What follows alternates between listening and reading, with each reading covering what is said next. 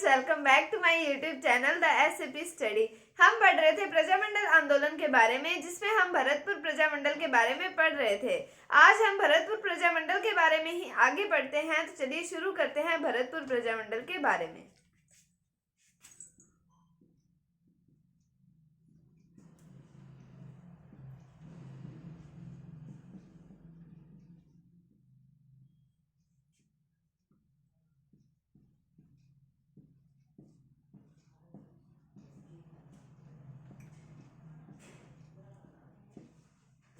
भरतपुर प्रजामंडल में हम एक समिति के बारे में पढ़ते हैं। एक समिति का गठन किया गया था जिसका नाम आता है हिंदी साहित्य समिति।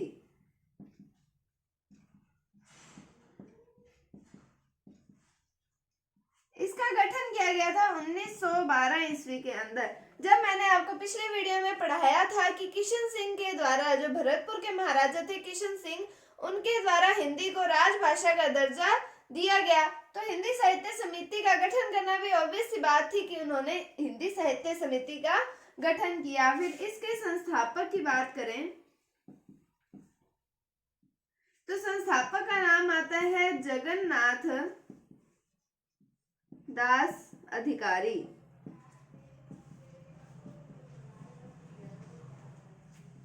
और एक और व्यक्ति आते हैं जिनका नाम आता है गंगा प्रसाद शास्त्री। जगन्नाथ दास अधिकारी और गंगा प्रसाद शास्त्री, ये जो जगन्नाथ दास अधिकारी हैं, इनके द्वारा 1920 ईस्वी की बात करें तो 1920 ईस्वी में दिल्ली से वैभव नामक समाचार पत्र प्रकाशित किया गया था।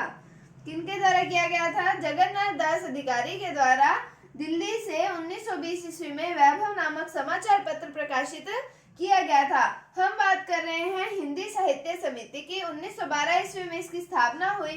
संस्थापक की बात की जगन्नाथ दास अधिकारी और गंगा प्रसाद शास्त्री। फिर 1920 ईस्वी में जगन्नाथ दास अधिकारी के द्वारा दिल्ली में वैभव नामक समाचार पत्र प्रकाशित किया गया था। ये पहले तो हिंदी साहित्य समिति ही थी, लेकिन बाद में इसको पुस्तकालय में कन्वर्ट कर दिया गया। इसने पुस्तकालय का रूप ले दिया था। किसकी बात की हमने? हिंदी साहित्य समिति की। अब हम बात करते हैं भरतपुर राज्य प्रजा संघ के बारे में।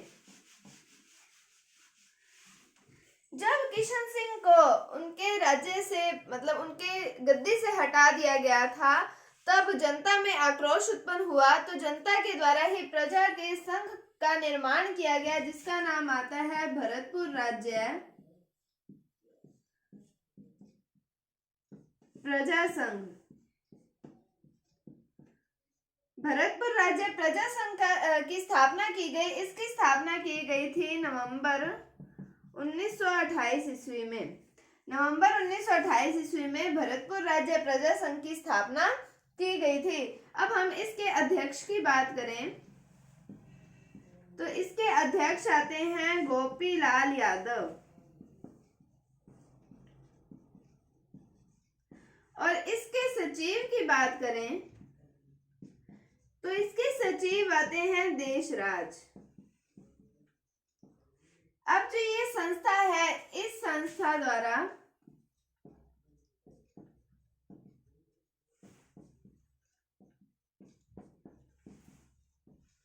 राजपुताना प्रांतीय देशी राज्य लोक परिषद का अधिवेशन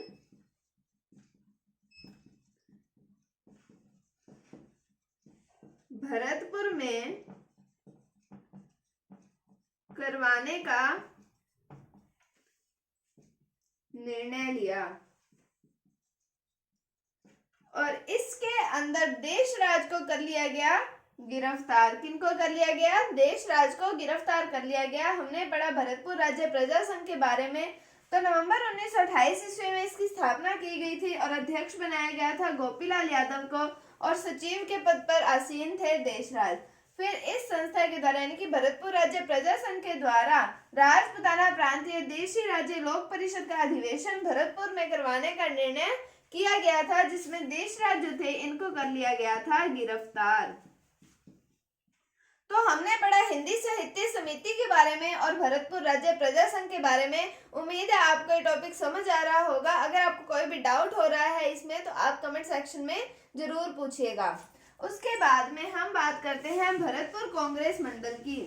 ये भरतपुर प्रजा मंडल के अंतर्गत, भरतपुर रियासत के अंतर्गत जो जो समितियों का, जो जो संस्थाओं का गठन किया गया है उनकी बात कर रहे हैं हम। तो हम बात करते हैं भरतपुर कांग्रेस मंडल।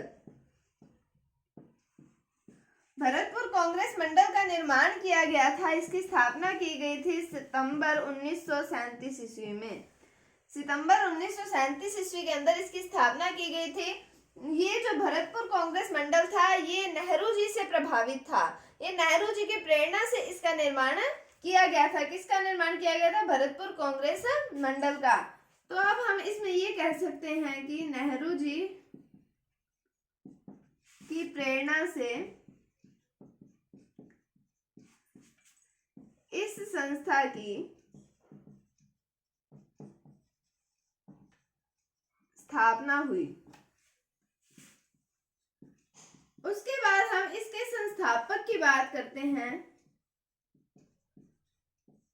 तो इसके संस्थापक के अंदर पहला नाम तो आता है गोकुल चंद वर्मा और दूसरा नाम आता है गौरी शंकर मित्तर। तो गोकुल चंद वर्मा जो है इसके अंदर मोस्ट इंपोर्टेंट आते हैं। तो गोकुल चंद वर्मा को भरतपुर का भीष्म पितामह कहा जाता है, क्योंकि इन्होंने भरतपुर में राजनीतिक चेतना जागृत करने का कार्य किया था। और इनको शेर ए भरतपुर भी कहा जाता है। तो इन्हें क्या क्या कहा जाता है? एक तो भीष्म पितामह कहा जाता है और एक कहा जाता है शेर ए भरतपुर। किसको कहा जाता है? गोकुल चंद वर्मा को। तो भरतपुर कांग्रेस मंडल की बात की कि नेहरू जी की प्रेरणा से इस संस्था की स्थापना हुई। कब हुई? सितंबर 1937 ईस्वी के अंदर। फिर हमने बात की इसके संस्थापक की, तो गोकुल चंद वर्मा और गौरी शंकर मित्तल। तो इसमें गोकुल चंद वर्मा जो है वो मोस्ट इंपोर्टेंट आते हैं। इनको भरतपुर रियासत का भीष्म पितामह कहा जाता है। मैंने आपको इसका रीजन भी बताया कि इन्होंने भरतपुर रियासत में राजनीतिक चेतना जागृत करने का कार्य किया था और इनको शेर ए भरतपुर भी कहा जाता है। और दूसरे व्यक्ति कौन आते हैं? गौरी शंकर मित्तल। तो हमने इतना बड़ा भरतपुर प्रजा मंडल के बारे में, इसमें हमने किशन सिंह के द्वारा किए गए उदार कार्यों के बारे में भी पढ़ा था। हमने अब हिंदी साहित्य समिति के बारे में, भरतपुर राज्य प्रजा संघ के बारे में और भरतपुर कांग्रेस मंडल के बारे में भी पढ़ा। अभी तक यहाँ तक भरतपुर प्रजा मंडल की स्थापना नहीं हुई है। तो अब हम करते हैं भरतपुर प्रजा मंडल की स्थापना।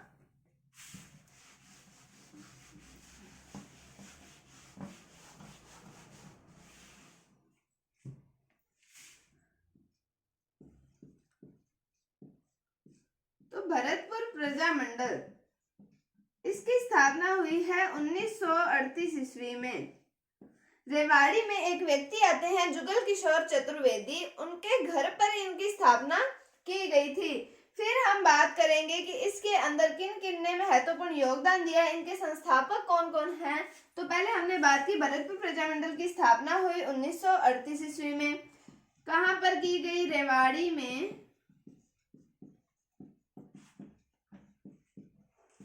जुगल किशोर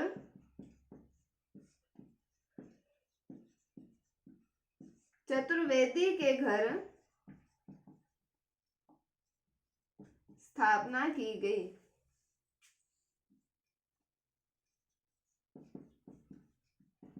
फिर हम बात करें इनके संस्थापक की, तो इसमें हम पहला नाम पढ़ते हैं किशन लाल जोशी। किशन लाल जोशी। फिर हम बात करें दूसरे आते हैं गोपी लाल यादव। इनको अध्यक्ष बनाया गया था प्रजा मंडल का। किनको बनाया गया था? गोपी लाल यादव को। फिर हम बात करते हैं तीसरे आते हैं जुगल किशोर चतुर्वेदी।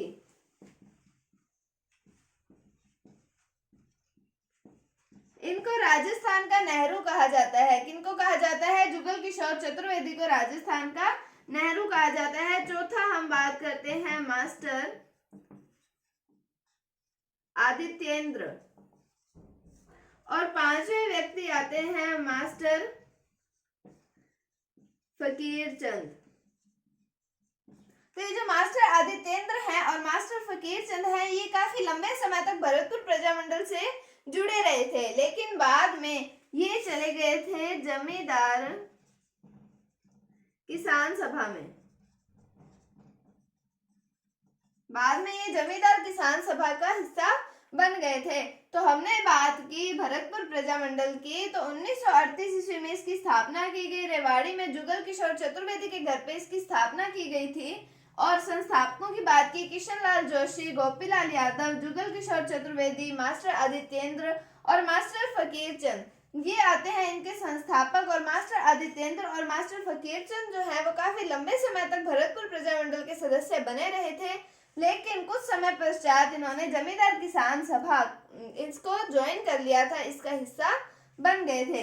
अब हमने जब तक जितने भी प्रजामंडल पढ़े हैं उसमें हमने मोस्टली यही पढ़ा है कि प्रजामंडल का निर्माण होता है और सरकार के द्वारा, प्रशासन के द्वारा उसको अवैध घोषित कर दिया जाता है। तो इस प्रजामंडल के साथ भी वही होता है कि सरकार ने इस प्रजामंडल को अवैध घोषित कर दिया था। क्यों किया था? क्योंकि इसका पंजीकरण नहीं करवाया गया था।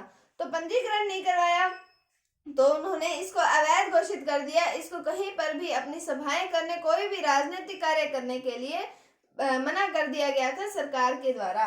तो अब हम बात करते हैं कि इस प्रजामंडल को सरकार द्वारा अवैध घोषित कर दिया गया था। तो अवैध घोषित कर दिया, तो अब लोगों के द्वारा चलाया गया फिर सत्याग्रह।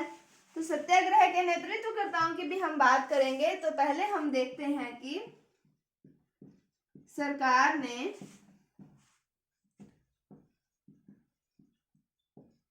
प्रजामंडल को अवैध घोषित कर दिया।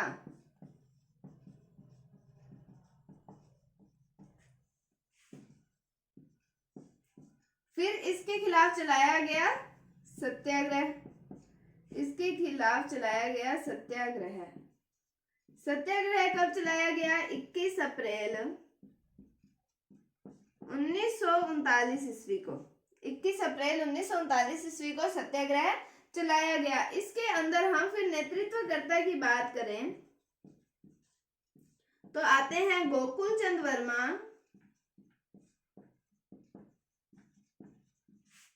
और दूसरी एक महिला आती है जिनका नाम आता है त्रिवेणी देवी।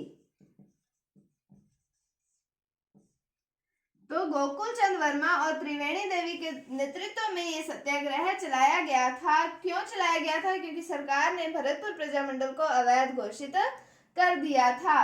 कब सत्याग्रह चलाया गया? 21 अप्रैल 1939 ईस्वी को सत्याग्रह चलाया गया था। अब फिर हम बात करें कि 27 अगस्त से लेकर 2 सितंबर 1940 ईस्वी तक राष्ट्रीय सप्ताह घोषित किया गया। राष्ट्रीय सप्ताह का आयोजन किया गया जिसमें खादी का प्रचार प्रसार किया गया, यानी कि स्वदेशी का प्रचार प्रसार किया गया। तो 27 अगस्त से 2 सितंबर 1940 ईस्वी तक मनाया गया राष्ट्रीय सप्ताह, और इसमें खादी का प्रचार प्रसार किया गया। फिर हम बात करते हैं कि इस प्रजामंडल को कर दिया गया था इसका पंजीकरण, और पंजीकरण के लिए भी उन्होंने ये शर्त रखी कि इसका जो पंजीकरण है वो प्रजामंडल के नाम से नहीं किया जाएगा। तो इसका पंजीकरण किया गया प्रजा परिषद के नाम से। तो हम बात करते हैं 23 दिसंबर 1940 ईस्वी को। 23 दिसंबर 1940 ईस्वी को प्रजामंडल का पंजीकरण प्रजा परिषद के नाम से किया गया।